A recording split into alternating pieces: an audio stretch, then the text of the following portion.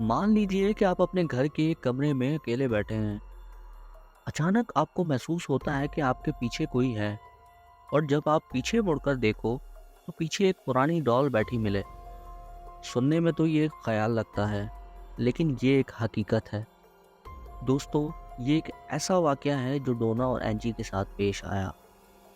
दोस्तों, ये कहानी है एनाबेल की, एक ऐसी डॉल जो दिखने में तो एक आम डॉल है, लेकिन इसके साथ जुड़े वाकयात किसी को भी हिला कर रख सकते हैं।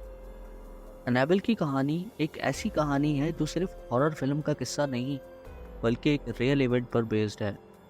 इस हॉन्टिंग टेल पर कई फिल्में बन चुकी हैं, जैसे द कॉन्जरिंग सीरीज और एनाबेल फिल्म्स, जो ऑडियंस को डर और सस्पेंस से भरी दुनिया में ले जाती हैं।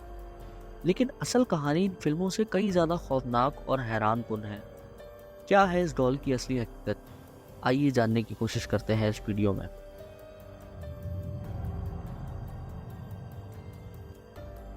दोस्तों, ये कहानी शुरू होती है 1970 डोना नामी लड़की से। डोना एक नर्सिंग स्टूडेंट थी जो अपनी पढ़ाई और करियर को लेकर काफ़ी पैशनेट थी। डोना एक हॉस्पिटल में ट्रेनिंग कर रही थी और साथ ही अपनी रूममेट एंजी के साथ एक छोटे से अपार्टमेंट में रहती थी। एंजी भी डोना की तरह नर्सिंग की स्टूडेंट थी। उनकी दोस्ती इतनी गहरी थी कि इन दोनों ने एक ही जगह रहते हुए अपनी नर्सिंग की पढ़ाई पूरी करने का फैसला किया था। डोना के लिए उसकी माँ काफ़ी इम्पोर्टेंट थी और उसकी माँ भी अपनी बेटी की हर छोटी बड़ी खुशी का ख्याल रखती थी। डोना के बर्थडे के दिन उसकी माँ ने उसे एक पुरानी डॉल गिफ्ट की। ये डॉल दिखने में एक आम डॉल थी, लेकिन इसकी आंखों में कुछ अजीब था। शुरू में सब कुछ नॉर्मल था, लेकिन कुछ ही दिनों में डोना और एंजी ने महसूस किया कि डॉल अपनी जगह बदल रही है। पहले तो उन्होंने इस बात को मजाक समझा, लेकिन धीरे धीरे ये चीज़ें और भी अजीब होने लगी।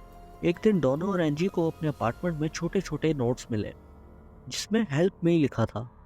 ये नोट्स अजनबी कागज़ों पर थे। अजीब बात यह थी कि ये नोट्स डॉल के पास ही मिलते थे। एक रात डोना ने देखा कि डॉल के हाथ और कपड़ों पर खून के निशान हैं। ये देखकर डोना और एंजी बहुत ज़्यादा डर गए। उस रात के बाद से अपार्टमेंट में अजीबोगरीब चीज़ें होने लगी। कभी घर में उन्हें आवाज़ें सुनाई दें, जैसे कोई रूम में चल रहा हो। एक रात एंजी का बॉयफ्रेंड लू, जो अक्सर उनके अपार्टमेंट में आता था, उसने महसूस किया कि कोई उसके करीब आकर खड़ा हो गया है। जब उसने आंखें खोली तो उसने देखा कि एनाबेल डॉल उसके बिल्कुल सामने बैठी थी। डोना और एंजी बहुत ज़्यादा डर गई थी और उन्होंने फैसला किया कि एक ऐसे शख्स से मदद ली जाए जो पैरानॉर्मल चीज़ों के बारे में जानता हो।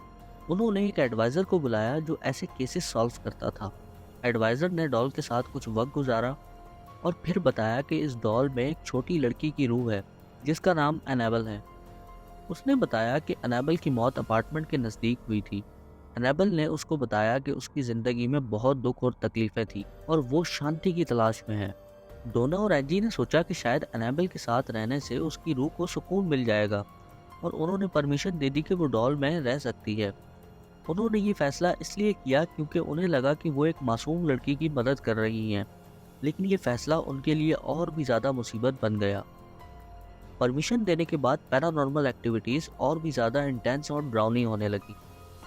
एक रात लियू अपने रूम में सो रहा था जब उसने महसूस किया कि कोई उसके चेस्ट पर बैठा है।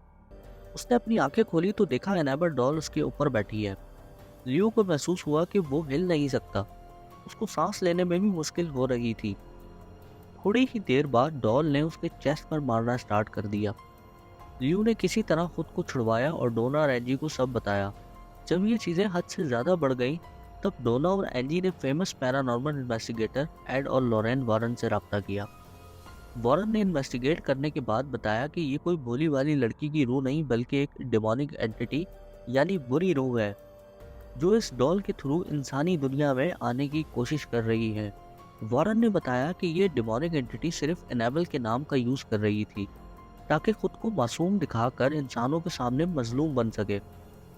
यानी ये अपने असली और बुरे इरादों को छुपाकर अपने आप को एक ऐसी रूह के रूप में दिखाती थी जो मदद की तलाश में है।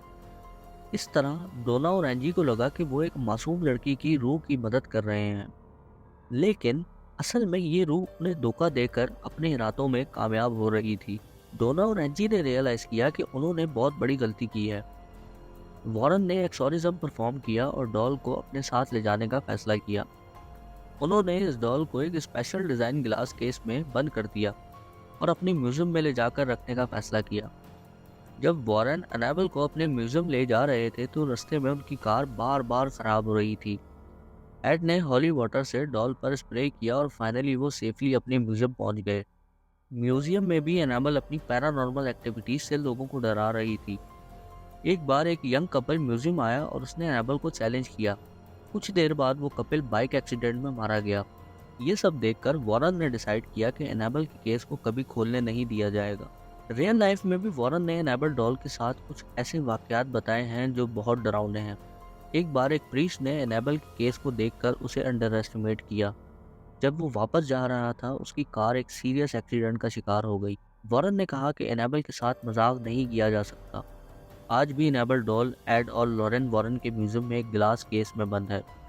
इस केस पर एक वार्निंग भी लिखी हुई है, पॉजिटिवली डू नॉट ओपन।